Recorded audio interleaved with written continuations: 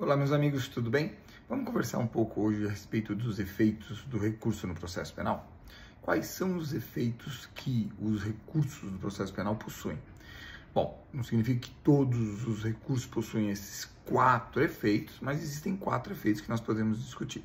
O primeiro efeito é o chamado efeito devolutivo. O que significa isso? Quando uma das partes recorre, ele está devolvendo a matéria para o segundo grau, para que o segundo grau reexamine aquela questão. Nós chamamos isso de efeito devolutivo. Esse efeito todos os recursos possuem, porque está devolvendo a matéria para uma nova discussão. O segundo efeito é o efeito suspensivo. Esse nem todos os recursos possuem, somente alguns recursos possuem efeito suspensivo. O que significa isso?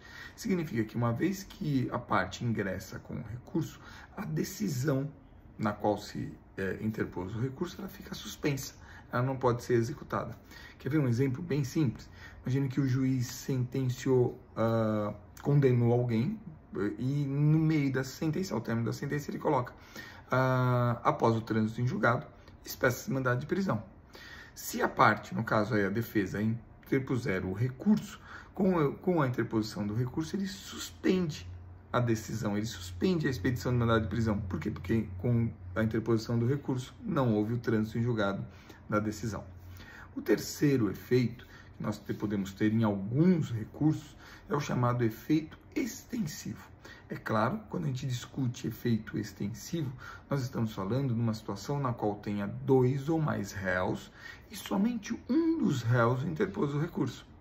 Se a decisão for favorável nesse recurso, e desde que essa decisão não se aprecie circunstâncias pessoais desse réu, como por exemplo a menoridade, confissão espontânea, esse benefício obtido nesse recurso se estende aos demais réus que não recorreram. Nós chamamos isso de efeito extensivo.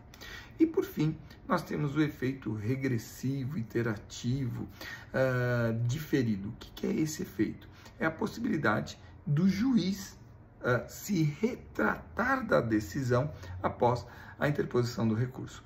É óbvio que esse efeito não tem em todos os recursos e precisa de uma previsão legal para que tenha essa possibilidade. Por exemplo, a apelação não tem. Uma vez interposta a apelação, não pode o juiz se retratar da decisão. Por outro lado, recurso em sentido estrito, há essa previsão.